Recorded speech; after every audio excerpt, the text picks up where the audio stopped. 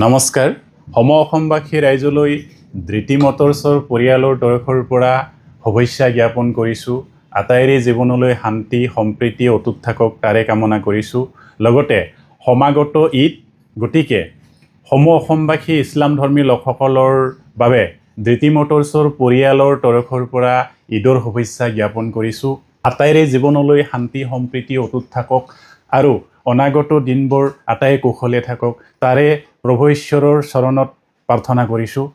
আৰু আমি যি গতিকে সমাগত ঈদ উপলক্ষে আমাৰ ধৃতি মটৰ্ছত ভাল কণ্ডিশ্যনৰ গাড়ী ষ্টকত আহিছে, ফাৰ্ষ্ট অনাৰ গাড়ী আহিছে, কম চলা গাড়ী আহিছে আৰু মোৰ যিখিনি গাড়ী হয় আপোনালোকে চাগে জ্ঞাত চাৰ্টিফাই গাড়ী হয়, কম চলা গাড়ী হয়। আৰু যি গতিকে চাৰ্টিফাই গাড়ী সেইটোৰ কাৰণে আমি আপোনালোকক গাড়ীসমূহ ৱাৰেণ্টি দিব বিচাৰোঁ কোৱালিটি বেচিছত।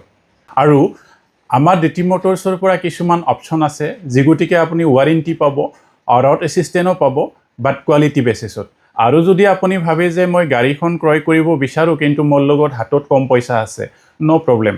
আপুনি কি কৰিব পাৰিব, আমাৰ ইয়াত all Assam north east refinance হৈ যায়। তো ৰিফাইনেন্সটো হ'ব প্ৰফাইলৰ ওপৰত বেছ কৰি। আপোনাৰ যদি প্ৰফাইল ভাল থাকে তেতিয়াহ'লে আপোনালোকে 20% ইয়া 25% ডাউন পে'মেণ্ট কৰিলে আপোনাৰ ইয়াত আমাৰ ধৃতি মটৰ্ছত গাড়ীখন ক্ৰয় কৰিব পাৰিব।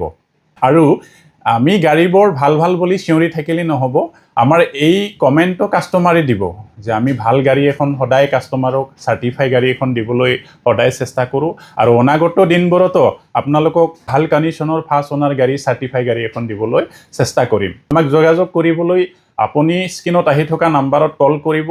আমাৰ একজেক্ট লোকেশ্যন হ'ল Guwahati Hatigaon main road near hotel grand majesty Medicity ক্লিনিকৰ opposite bylane Pabiran Path house number 60।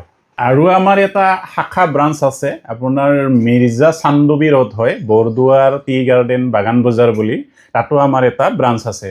যদি ইচ্ছুক ব্যক্তিয়ে আপোনাৰ নিয়াৰ বাই বাগান অঞ্চলৰ মিৰ্জা অঞ্চলৰ কোনোবা ব্যক্তিয়ে ইউজ কাৰ এখন চাৰ্টিফাই ভাল গাড়ী ল'ম বুলি ভাবিছে, তো বৰদুৱাৰ বাগান বজাৰত এখন আমাৰ শাখা ব্ৰাঞ্চ আছে, তাতো যোগাযোগ কৰিব পাৰে। আমাৰ ষ্টকখিনি তাৰ পৰাও ডিটেইলছ পাই যাব। আৰু আমাক যোগাযোগ কৰিবলৈ স্ক্ৰীনত আহি থকা নাম্বাৰত কণ্টেক্ট কৰক। ধন্যবাদ।